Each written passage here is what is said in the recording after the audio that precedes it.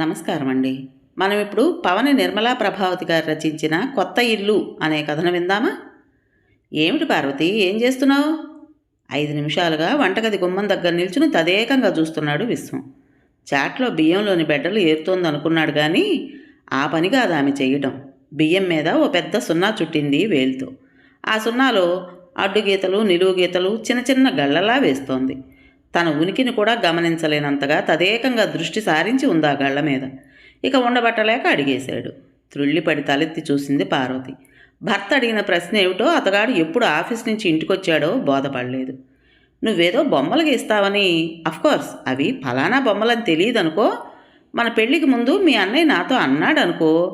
అయినా ఇలా చాట్లో బియ్యం మీద చిత్రలేఖనం చేస్తావని నాకు తెలీదు. ఇంతకు అది అమూర్త శిల్పమా? ఐ మీన్ మోడర్న్ ఆర్టా? నవ్వుతున్న అతగాడి కళ్ళల్లో కొంటితనం ప్రతిఫలిస్తోంది. ఆ సుదీర్ఘమైన విమర్శకు మరో సమయంలో అయితే చాలా ఘాటైన సమాధానమే చెప్పుండేది. కానీ సుమారు ఓ 20 నిమిషాలుగా చాట్లో బియ్యం మీద వేళ్లతో వేస్తున్న ప్లాన్ తాలూకు ఆలోచనలతో బుర్రంతా బరువుగా ఉంది. స్టవ్ మీద గిన్నెలోని ఎసరు మరుగుతున్నందుకు నిదర్శనంగా గిన్నె మీది మూత ఎగిరెగిరి పడుతోంది. ఎసట్లో బియ్యం వేసి మీకు కాఫీ ఇస్తాను కూర్చోండి అంది మాట మారుస్తూ అక్కడి నుంచి లేచి. ఇంతకు ఆ చిత్రకళ ఏమిటో చెప్పావు కావు? పీట వాల్చు కూర్చుని మళ్ళీ మొదటికొచ్చాడు విశ్వం. ఆ సంగతి ఇప్పుడు కాదు. మరెప్పుడు? ముహూర్తం చూడాలా? మీకు వినే ఓపిక, నాకు చెప్పే తీరిక ఉన్నప్పుడు చెప్తాను. కాఫీ తాగేసేయండి. ఇక ఇప్పుడు పార్వతి ఏమీ చెప్పదని తెలుసు విశ్వానికి. మాట్లాడకుండా కాఫీ తాగి తన గదిలోకి వెళ్ళిపోయాడు. కానీ ఆ రోజే కాదు, వరుసగా ఆ తర్వాత కూడా తరచూ ఎప్పుడు చూసినా పార్వతి చేతివేళ్ళు నేల మీదో, గోడ మీదో, పరుపు మీదో, పీట మీదో, భోజనం చేస్తూ చేస్తూ కంచంలోనో, చివరకు గాలిలోనైనా సరే సున్నాలు చుట్టడం, గళ్ళు వేయటం, చెరిపివేయటం, స్క్వేర్లు చిత్రించటం, చుక్కలు పెట్టడం, చెరిపివేయటం లాంటివి విశ్వం చూస్తూనే ఉన్నాడు. అలాంటి సమయాల్లో పార్వతి ఎంత పరధ్యానంగా ఉంటుందో కూడా తెలుసుకున్నాడు. వరండా మెట్లెక్కి వస్తుండగానే వంటింట్లో మూలగా ఉన్న పార్వతికి తన పదధ్వని వినిపించేది. నడకను బట్టి మనిషిని పోల్చుకుని, వచ్చారు కదూ, ఒక్క క్షణంలో కాఫీ తెస్తున్నాను ఉండండి అంటూ ఎదురొచ్చేది. ఏ కొత్త ఊహ బుర్రలోకి వచ్చినా దాన్ని తనకు వినిపించే వరకు తహతహలాడిపోయేది. అలాంటి పార్వతి అస్తమానం పరాకుగా ఉంటుంది. ఆమె వెనకగా వచ్చి నిల్చున్నా గమనించలేనంతటి స్తబ్దుగా తయారైంది. ఈ సున్నాల, ఈ స్క్వేర్ల, ఈ చిత్రాల గళ్ళ రహస్యం ఏమిటి? కొంపదీసి కుటుంబ నియంత్రణం తాలూకు అడ్వర్టైజ్మెంట్ కోసం ఏదైనా కొత్త మోడల్ చిత్రించడం లేదు కదా నువ్వు? అన్నం తింటూ తింటూ మధ్యలో కంచంలో వరుసగా 6 చుక్కలు పెట్టి 6ంటిని కలుపుతూ ఏదో డిజైన్ వేలుతో వేస్తున్న పార్వతి వైపు విస్మయంగా చూస్తూ అడిగాడు విశ్వం. భోజనం కానివ్వండి. సినిమాకని బయలుదేరారిద్దరు. సరదాగా నడిచే వెడదాం. కొత్తగా ఇళ్ళు కడుతున్న కాలనీ ముందుగా వెడదాం. చాలా అందంగా ఉన్నాయట కదూ ఆ ఇళ్ళు అంది పార్వతి రిక్షా మాట్లాడబోతున్న విశ్వాన్ని వారిస్తూ. విశ్వం విస్మయంగా చూశాడు. సరదాగా ఎప్పుడైనా అలా నడిచి వెడదాం రమ్మంటే, వద్దు బాబు, అన్ని జతల కళ్ళు నాకేసే చూస్తున్నట్లు ఏదోగా ఉంటుంది నాకు. రిక్షాలో పోదాం అనే పార్వతేనా ఈ మాటలు అనడం? కొత్తగా ఇళ్ళు కడుతున్న ఆ కాలనీలో ఇళ్ళన్నీ ఒక్కోటి ఒక్కో ఫ్యాషన్లో అందంగా ఉన్నాయి. పార్వతి చాలా మెల్లగా నడుస్తోంది. ఒక్కో ఇల్లును, కాంపౌండ్ వాళ్ళను తరచి తరచి చూస్తోంది. ఒక్కోసారి బాగా వెనకబడిపోతోంది నడవటంలో. ఇలా అయితే ఇక ఈరోజు సినిమా హాల్కు చేరం పార్వతి. కాకున్నా అసలు సిటీని కానీ, సిటీలో ఇళ్లను కానీ ఎప్పుడూ చూడని వెర్రిబాగుల దానిలా ఏమిటా కళ్ళు అప్పగించి చూడటం? చిరాకు పడ్డాడు విశ్వం. అలా చూడండి, ఆ వెనకిల్లు బాగుంది, కానీ వరండా ముందు ఆ వంపేమిటి? ఈ ఇంటి కాంపౌండ్ వాల్ మరీ సింపుల్గా, యాబ్రాస్తనంగా ఉంది. అదో ఆ కొత్త బంగ్లా బొత్తిగా పురాణ మహల్లా ఉంది కదూ. సినిమా హాల్లో కూర్చున్నా కూడా పార్వతి ధోరణి అలాగే ఉంది. విశ్వం నుదురు చిట్లించాడు. పార్వతి, మనం ఆ ఇళ్లలో ఉండబోవడం లేదు. ఆ ఇళ్ళు మన స్వంత డబ్బుతో కట్టబడుతున్నవి కాదు. ఇక ఆ ఇళ్ల ఊసెత్తకు. ఆ రాత్రి పడుకోబోతూ హఠాత్తుగా అడిగింది పార్వతి. మందారమాల అనే పేరు బాగుంటుందంటారా? పోనీ తామరకొలను? కాదు అంటే విశ్వశాంతి? దోమతెర సరి చేసుకుంటున్న విశ్వం అదిరిపడ్డాడు. దోమతెరలో నుంచి కొద్దిగా ముఖం బయటకు పెట్టి, ఎవరికి ఆ పేర్లు?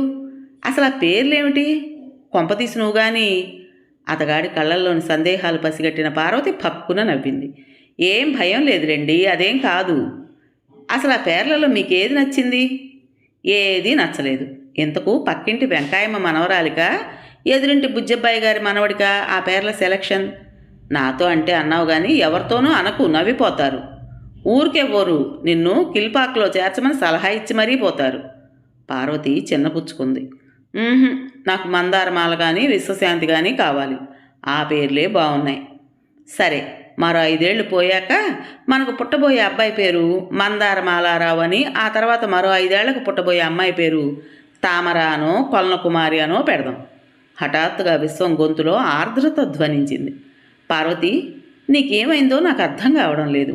నీ వాలకం చూస్తుంటే ఏదైనా భయంకరమైన దృశ్యం చూసో సంఘటనను గురించి చదివో నీ బుర్ర షాక్ తినలేదు కదా అనిపిస్తోంది. ఎన్నడూ లేనిది నువ్వు ప్రతిరోజు పూజ చేస్తున్నావేమిటి? నేను 10 రోజులుగా గమనిస్తున్నాను. వంటింటి అలమారులో పెద్ద ఎత్తున దేవుళ్ళు వెలిశారు. అందరి ఫోటోల మీద కుంకుమ, అక్షతలు. బాప్రే, ఏ గ్రహం ఆవేశించింది నీలో? జాలిగా భర్త వైపు చూసి ప్రేమగా అతగాడి క్రాఫ్ట్ సరిచేసింది పార్వతి. మీరు ఊరికే కంగారు పడకండి, ఏమీ కాలేదు నాకు. దేవుడి దయ ఉంటే అన్నీ వస్తాయి. ఏమిటా వచ్చేవి? ఏవైనా. మరోనాడు ఆఫీస్కు వెళ్ళబోతూ 10 రూపాయల నోటుకు చిల్లర లేక గబగబా పార్వతి పెట్టి తీశాడు విశ్వం. సాధారణంగా పార్వతి దగ్గర చిల్లరే ఉంటుంది. చిల్లర పోగు చేయడం పార్వతికి హాబీ. అలా పోగు చేసిన చిల్లరతో ఓ ఓవల్టీన్ నిండిపోయిందోసారి. ఇంత చిల్లర ఎందుకు పార్వతి అని తను అడిగితే, మీకు తెలీదు, ప్రతి చిన్న వస్తువుకు ఏదో ఓ నోటు మార్చాలంటే నాకు చేతులు ఆడవు అంటుందే కానీ ప్రతి చిన్న వస్తువుకు నోట్లు మార్చి మరీ చిల్లరగా మారుస్తూనే ఉంటుంది. చివరికోసారి పాలవాడికి ఇవ్వాల్సిన డబ్బుకు నోట్లు లేక 36 రూపాయల చిల్లర వాడి తుండుగొడ్డలో పోసింది. ఆలోచిస్తూ చిల్లర డబ్బా తీసిన విశ్వం కళ్ళు క్షణకాలం అక్కడే నిలిచిపోయాయి. తెల్లని కవర్లో జాగ్రత్తగా మడిచిపెట్టి ఉన్న లాటరీ టికెట్లు. 1, 2 కాదు, 25. ఒక్కో రాష్ట్రంలో గల రకరకాల లాటరీల తాలూకు టికెట్లు. My God! తనను తాను నమ్మలేనట్లు గుండె మీద చెయ్యి వేసుకున్నాడు విశ్వం. లాటరీ టిక్కెట్లు, పూజలు. పార్వతి, నీకు పిచ్చి పట్టింది, నిజంగా పట్టింది. తనలో తను గొణుక్కుంటున్నట్లు అనుకున్నాడు. కవర్ క్రిందనే ఉల్లిపొర పేపర్లో చుట్టి ఉన్న ఓ పెద్ద డ్రాయింగ్ పేపర్ కనిపించింది. ఇంకా ఏం చేసిందో అనుకుంటూనే డ్రాయింగ్ పేపర్ విప్పి చూశాడు విశ్వం. ఏదో పెద్ద బంగ్లా ప్లాను. 1 అంగుళం ఈజ్ ఈక్వల్ టు 1 అంకణం అని వ్రాసి ఉంది ప్లాన్ క్రింద. అవి నిస్సందేహంగా పార్వతి అక్షరాలే. గదులు, క్యారిడారు, కార్ షెడ్డు, కాంపౌండ్ వాలు, మేడ మీదకు మెట్లు, బెడ్రూమ్సు, బాత్రూమ్సు, లాబరేటరీసు అన్నీ మార్పు చేసున్నాయి. మీకు చిల్లర కావాలన్నారు, ఇవ్వనా అంటూ వచ్చిన పార్వతి క్షణకాలం ఎదురుగా నిలిచిన దృశ్యం చూసి మ్రాన్పడిపోయింది. ఓ ప్రశాంత సాయం సమయంలో తనే వివరాలన్నీ చెబుదామనుకుంటోంది. ఈలోగా విశ్వం వాటిని బయటకు తీశాడు. అతగాడి కళ్ళల్లో కోపం, అసహ్యం, ఆశ్చర్యం అన్నీ మిళితమై ఉన్నాయి. ఇదేమిటి ఈ టిక్కెట్లు? మొన్న దీపావళికి చీర కొనుక్కోమనిచ్చిన డబ్బుతో ఇవి కొన్నావు అనుకుంటాను. సరే, ఈ ప్లాన్ ఏమిటి? గబుక్కున భర్త దగ్గరగా వచ్చి అతగాడి భుజం మీద తల అంచి మెల్లిగా అంది పార్వతి. ప్లీజ్ అలా కోపంగా చూడకండి, నేను అసలేమీ చెప్పలేను భయంతో. విశ్వానికి జాలి వేసింది. సర్లే, ఇంతకు ఇదంతా ఏమిటి? మృదుత్వం అరువు తెచ్చుకుంటూ అడిగాడు. అది మందారమాల, మెల్లిగా అంది పార్వతి. అంటే? ఆశ్చర్యంగా అర్థంగాక అడిగాడు విశ్వం. ఆ బంగ్లా పేరు మందారమాల. ఎవరిదా బంగ్లా? మనదే. మనదా? అవును. ఏ లాటరీలోనైనా సరే ఓ 1,00,000 రూపాయలు వస్తే ముందుగా మందారమాల కట్టిస్తాను. నా మనసులోని ఊహలకు, నా అభిరుచులకు తగ్గట్టు కట్టిస్తాను. మనకి పాతిల్లు ఎప్పుడో మీ తాతల నాడు కట్టిన ఇల్లు, వస్తగా లేదు, అధునాతన సౌకర్యాలు లేవు కదూ. అతగాడేమంటాడోనని భయపడుతూనే చెప్పింది పార్వతి. క్షణకాలం నిర్ఘాంతపోయి పార్వతి వైపు కొత్త వ్యక్తిని చూస్తున్నట్లు చూస్తూ అన్నాడు విశ్వం. పార్వతి, నువ్వేనా మాట్లాడుతున్నది? ఈ గాలి మేడలు, ఈ ఊహాగానాలు, ఈ నేల విడిచిన సాము, ఈ ప్రలోభం నీలోనే పుట్టాయా? ఆ డబ్బు రావడం కోసమేనా పూజలు? దేవుణ్ణి నీ స్థాయికి దింపి అతగాడికి వాటా పెడుతున్నావా నీ గాలి మేడల్లో? పార్వతి మాట్లాడలేదు. అడ్డొస్తే మరింతగా రెచ్చిపోతాడేమోనని మౌనంగా ఉంది. చదువు, సంస్కారం ఉన్న నువ్వేనా ఇలా ప్రవర్తించడం? ఈ 25 టిక్కెట్లలో ఒక్కటి రాకపోతే? గబుక్కున అతగాడి నోటికి సుతారంగా తన చేతి వేళ్ళు అడ్డుగా పెట్టింది పార్వతి. అలా అనకండి, అశుభం. ఈరోజు శుక్రవారం కూడాను, లక్ష్మీదేవికి పూజ చేస్తున్నాను. విశ్వం మ్రాన్పడిపోయాడు. పార్వతి సంగతి అతగాడికి బాగా తెలుసు.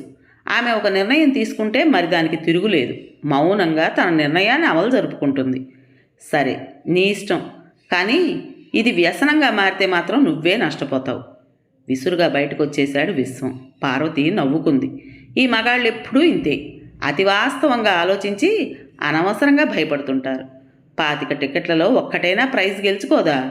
10 లక్షలు కాకపోతే 1 లక్ష, కనీసం 1 లక్ష.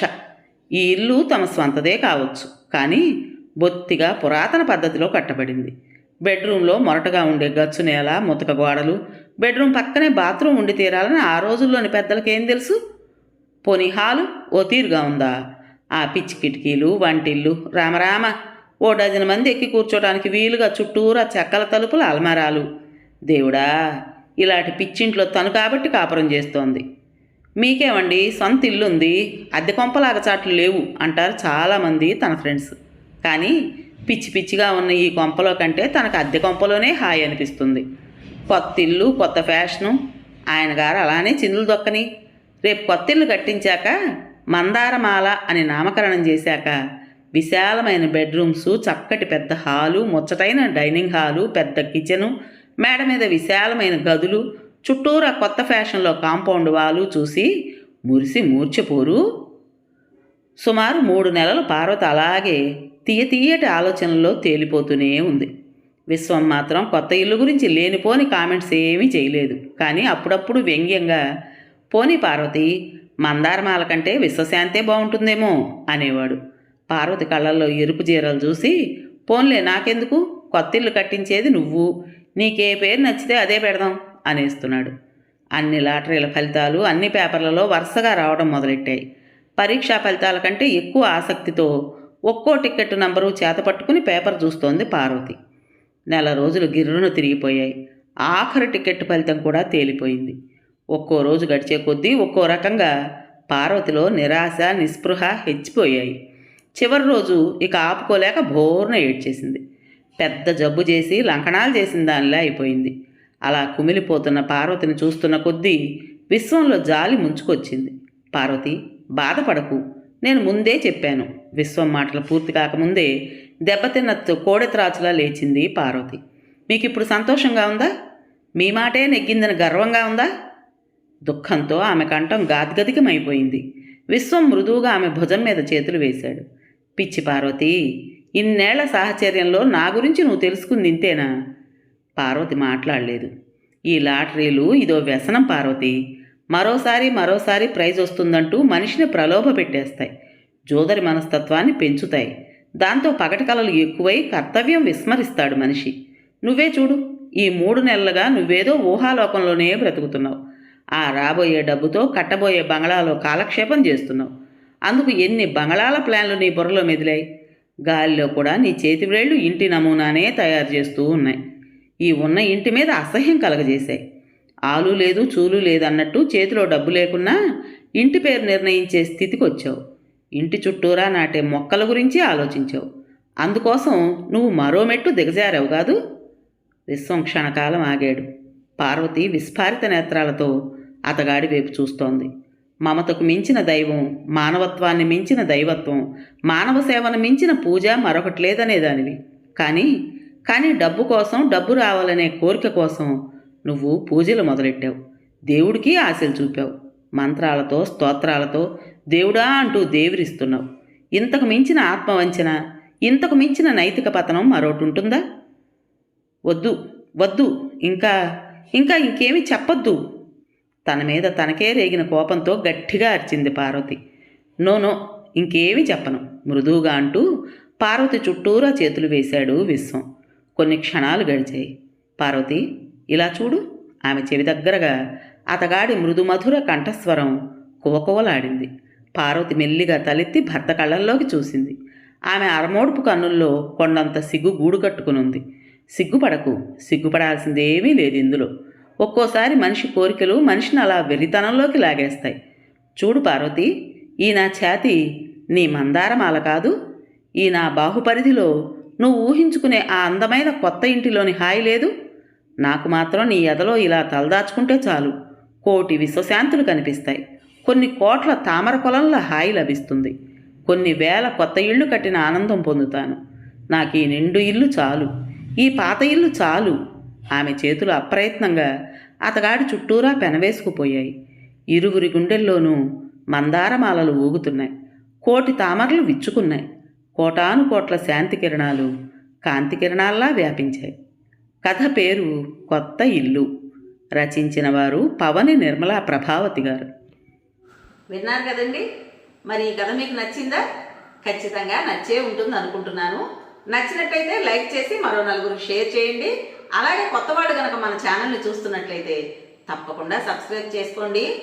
హై పాయింట్స్ ఇవ్వడం మర్చిపోకండి. మరి ఇంత మంచి కథను మనకు అందించిన రచయిత్రి గారికి మనందరి తరపున ధన్యవాదాలు తెలియజేసుకుంటూ రేపు మరో మంచి కథతో మీ ముందుకు వస్తాను. అప్పటి వరకు ఉంటానండి.